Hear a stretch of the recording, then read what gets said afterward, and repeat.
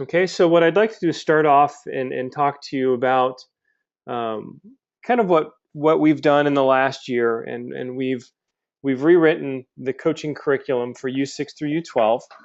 And what we did is we looked at everyone's curriculum, AYSO's curriculum, other organizations' curriculum, and we realized that most of the coaching manuals and curriculum were written by soccer people for soccer people, and they weren't really written for our audience. And what we've discovered, not discovered, but we knew this, but our audience, for the most part, are parents that most of them haven't played soccer. Those that did play soccer probably played it when they were very young. And most of the sports that they are accustomed to are sports where you line up and you do drills and you do activities. And if you can see in the upper left-hand corner, there's a demonstration of boys lined up while one dribbles through the cones. And we realized our audience really are parents that maybe love sports, but they don't know soccer. So what we asked ourselves is, what do we need to do to create an experience so that the kids actually are learning soccer the way it should be? Because soccer, unlike American sports, is a very fluid game. You're not standing in line doing layups or hitting drills or throwing the baseball back and forth. And that led us to look at kind of our approach to writing the curriculum. So what I want to show you, what we're going to do tonight is I want to run through really three main topics. One is looking at the coaching manuals. It may be redundant for some of you that have been to the section meetings where I've done presentations on the coaching manuals and the coaching curriculum. The next thing I want to just address is the lesson plans. We created lesson plans for both the classroom session and the field session, and look at the presentation itself and how do you get the presentation and how the presentation is put together. The way we design the curriculum is they all work off of the manuals as being the foundation. We really want these to be the tools that parents use to help them go through their season after they've left the class. I think much of our experience has been parents will go to a 2 hour course or a 5 hour course or a longer course.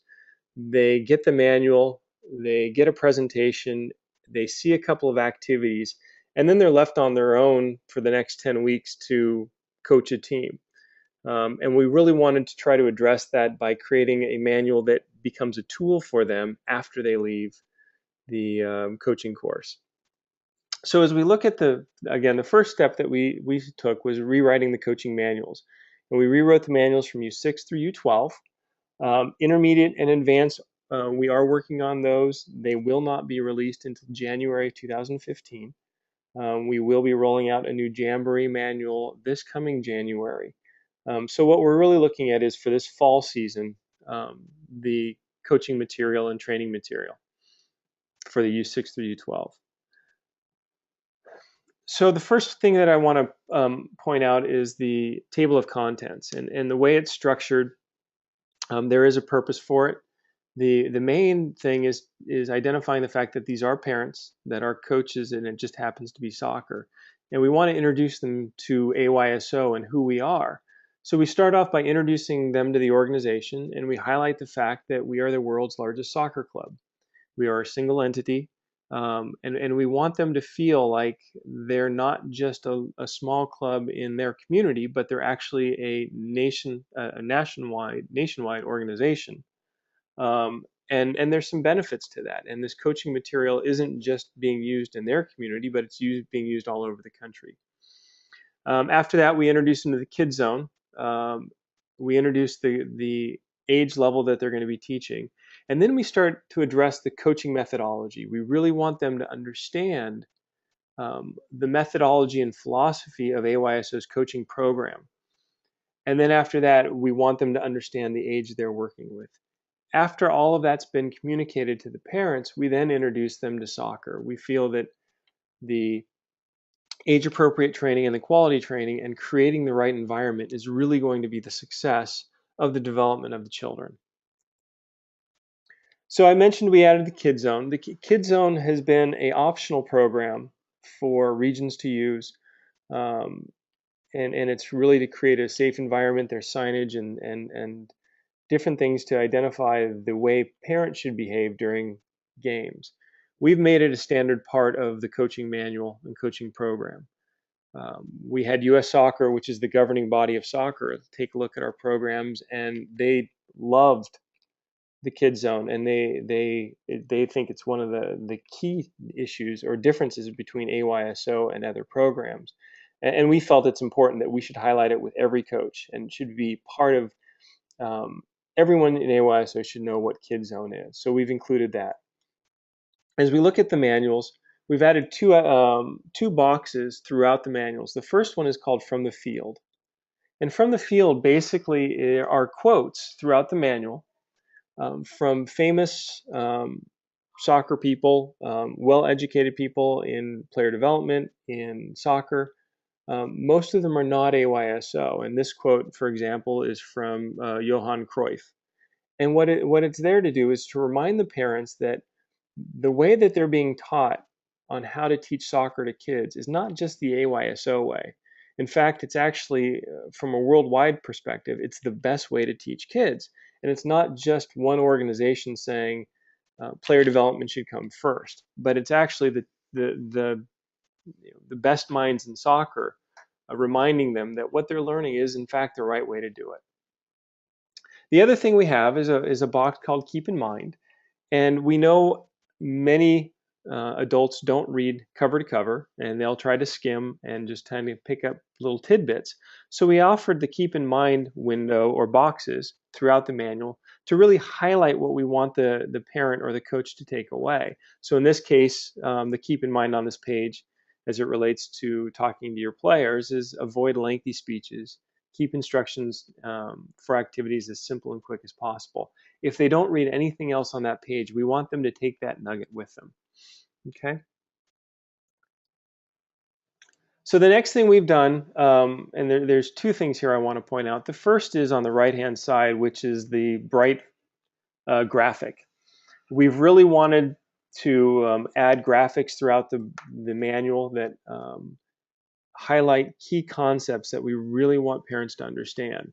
So this, we're looking at the key development components for a player.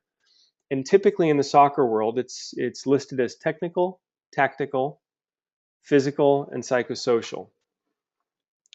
And we looked at it, and again, remembering who our audience was, is these are parents that are comfortable working with their kids. They may not be comfortable or have experience working with many kids together. So we wanted them to understand the most important thing before they start working with the kids is the psychosocial aspect of the child for that given age. So in this case, we're looking at a U8. These are some of the criteria or some of the emotional aspects of a child at a U8 level. What are their fears? What motivates them? How do they see themselves? How do they interact with their peers? We think the parents need to understand that first before they start teaching soccer so they can understand the age group. The next part is they need to understand physically what can a child of this age actually do. Not technical skills, but physically at the 7 and 8 year olds, they really want to work hard, and you'll see big improvements in their agility, balance, and endurance over that time frame. Once a parent understands the psychosocial and what the child can do physically, then we can talk to them about soccer, what technically the kids can work on. But we really think it's important that as instructors, we communicate to the parents the importance of the psychosocial part of it. Even if you have a really, really good player that technically is sound, you have to make sure that it's an emotionally safe environment for that child before you start addressing the soccer issues. The next thing we looked at, this is, again, another page from the manual where we're talking about the quality training, and we're looking at a microcycle, the coaching cycle. And we simplified the terms. We created a graphic to demonstrate what the coaching cycle is, and we're hoping that it becomes easier for parents to understand. And really the concept is you observe and evaluate your players, you put together a plan, and you organize a training session. you run the training session, then you observe and evaluate again. And it's a simple microcycle of what basically it's a weekly cycle of how you train your kids. And we really want them to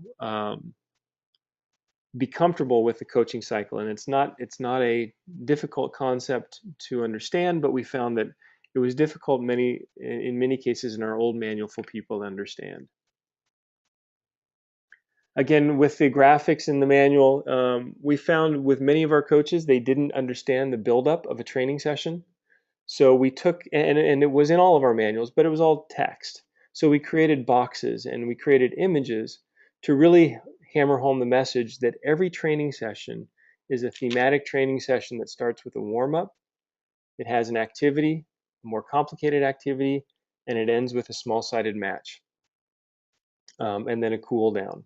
So again, this is one of those graphics that we really want driven home to our parents, so that the practices aren't kids running around the field as their warm up, just doing a lap, and then having a passing activity followed by a finishing activity or a heading activity, or there needs to be a theme for that session. And that's a message we really want passed on to our parents.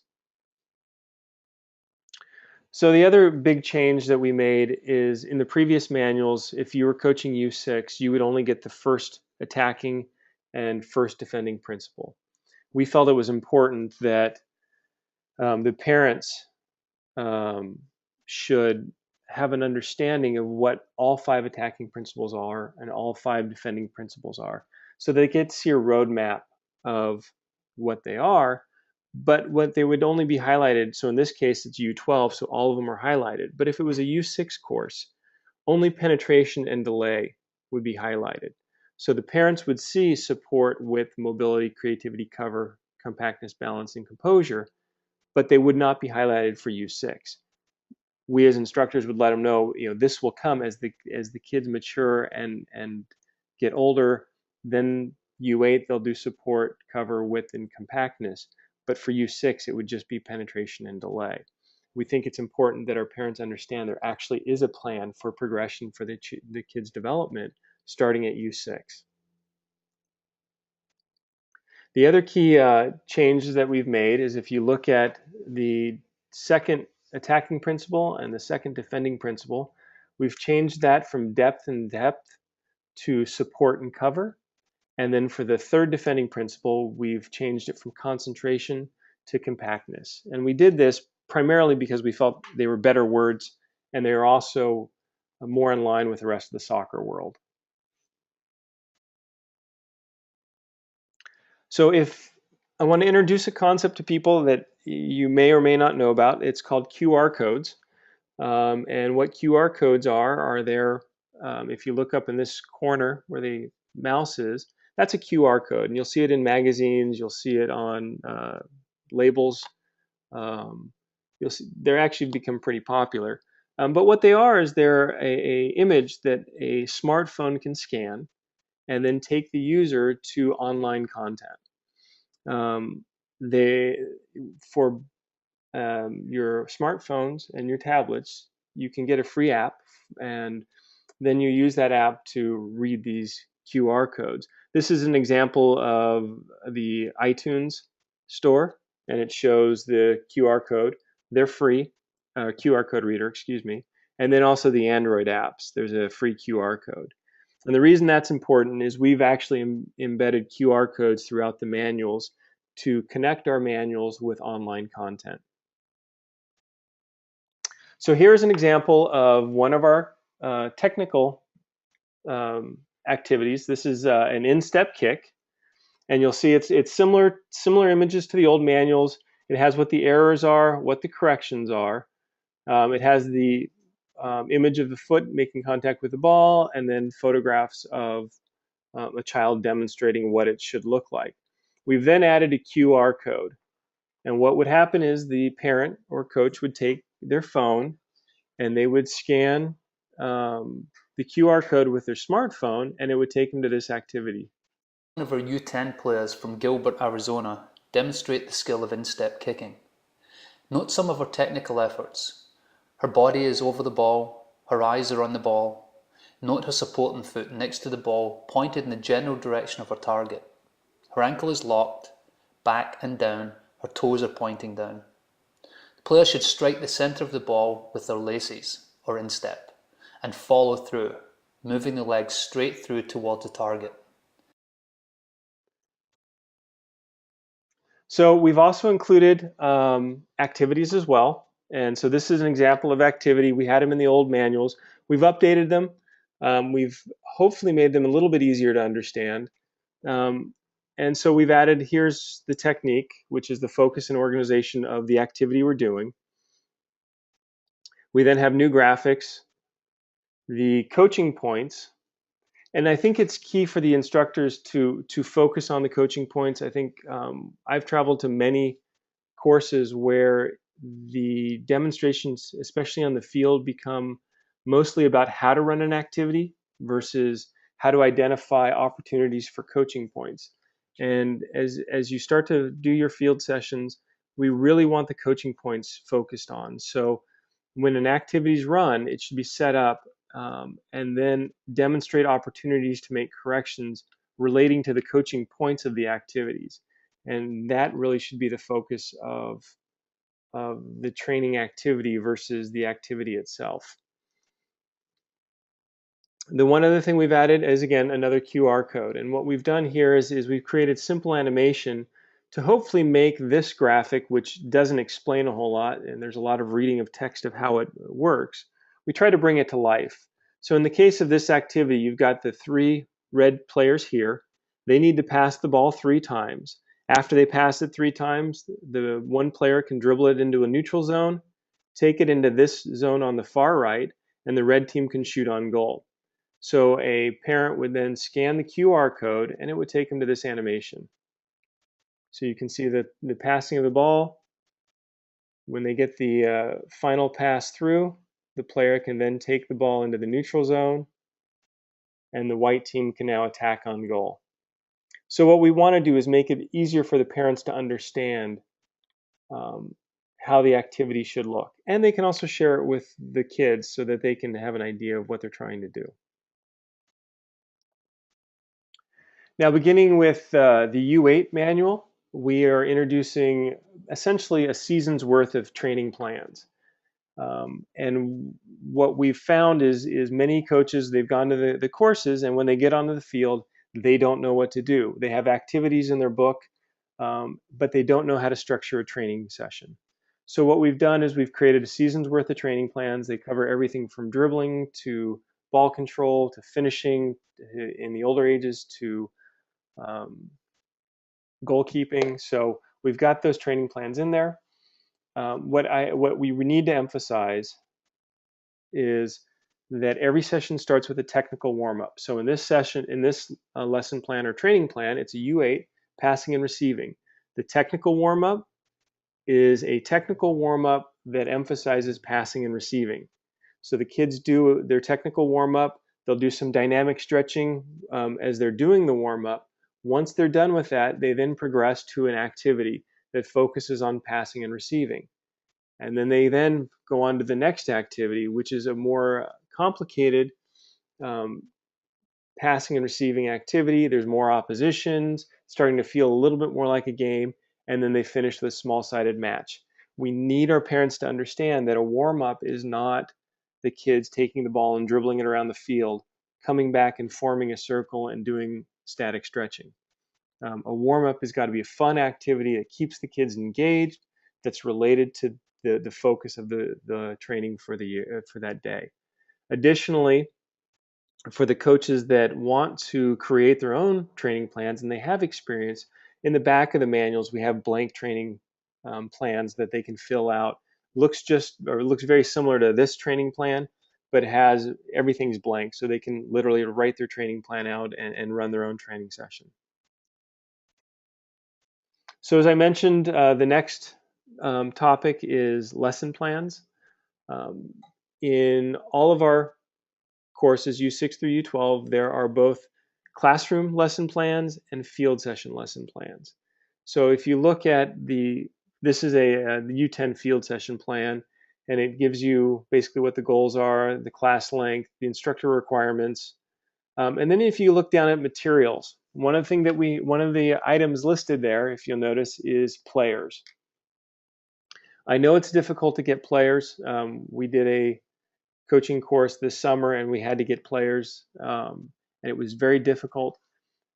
But we feel it's crucial that the training sessions on the field involve players of the appropriate age so that the coaches can observe a coach working and making coaching points, as opposed to coaches out there playing like their kids.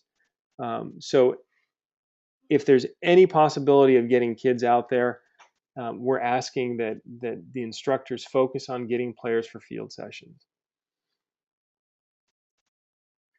So now we move to the presentations. All the presentations are PowerPoints. This is an example of just a screenshot of the U12 coaching course. So let's take a look at the presentation.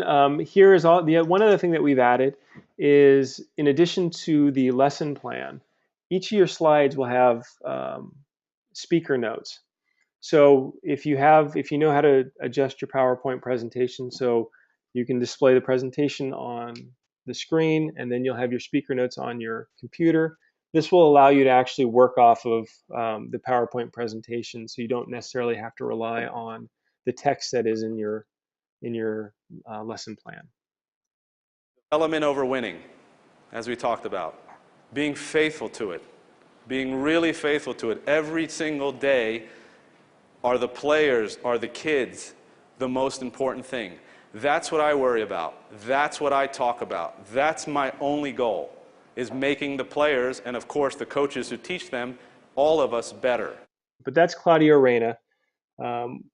When we talk about player development, that video is embedded in the PowerPoint presentation. And what it's emphasizing is that player development's got to be the focus. And we have videos like this embedded throughout, not of speakers, but of different activities throughout the presentation. Again, this is a slide talking about the age-appropriate training. You'll see the same image that you see in the manual. We've built in redundancy. We want these images to really sink into the parents, the importance of psychosocial, physical, and then technical and tactical.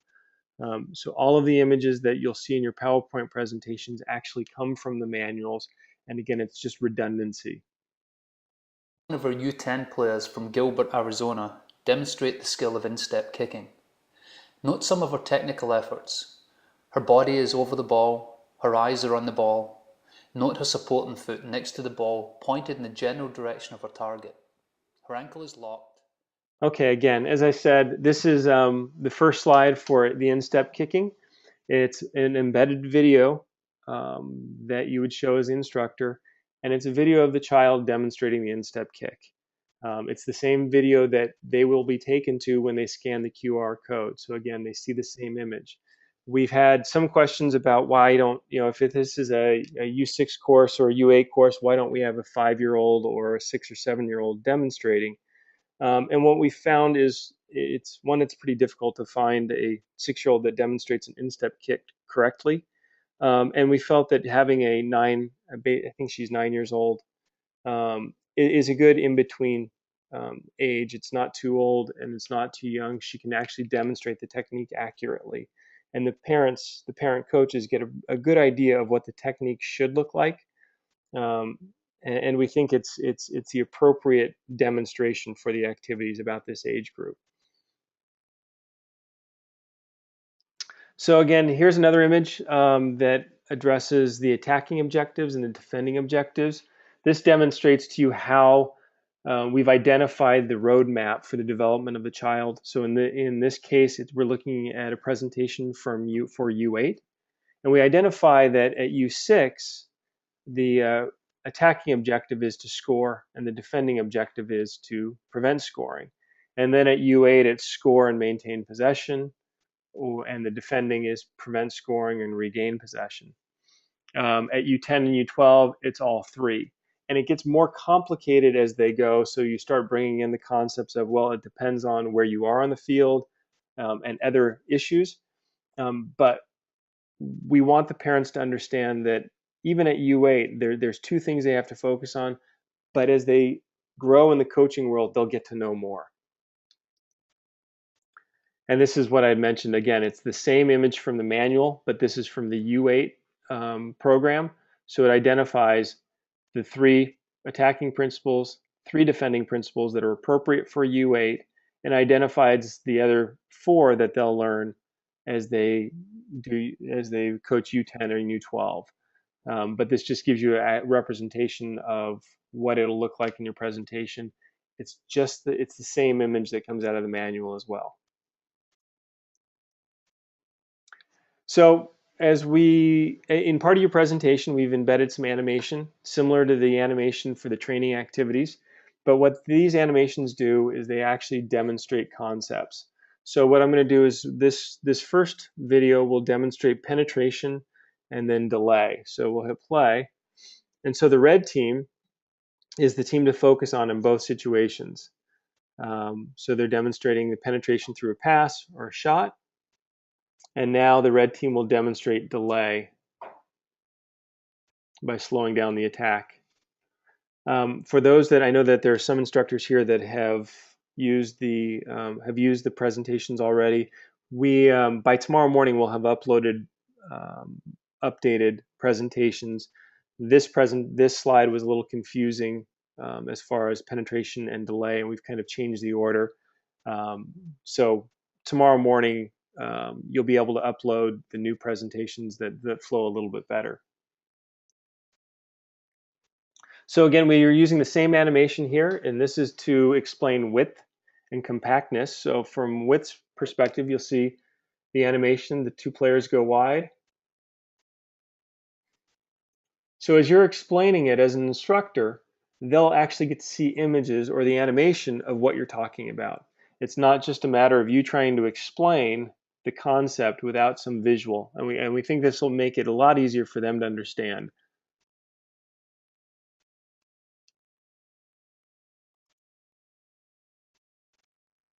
Okay. And again, in the presentation, this is another image, bright image we use to focus on the buildup of a training session, and that we need to emphasize we don't want to see kids running laps, standing in lines, or listening to lectures. It's about doing a technical warm-up, having the activities, ending with a small-sided game, and then cooling down. And then we'll look at the field sessions.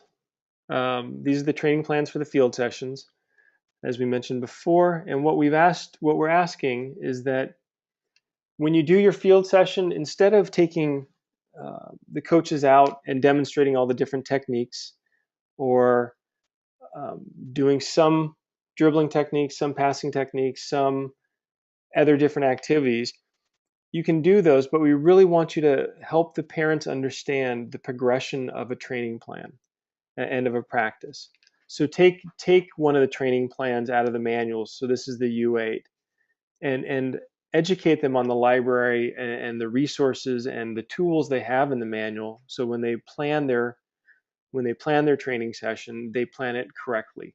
They think about what their warm-up's going to be, how that warm-up plays into their first activity, and then their second activity, and in the game. So when you take them out on the field to do your field demonstrations, we're asking that you show them and identify how you can address some of the technique issues. So if you want to talk about dribbling and it's U8, you're doing your technical warm-up, you can make a coaching point, make a correction, and demonstrate the appropriate technique for whatever it is you want to demonstrate.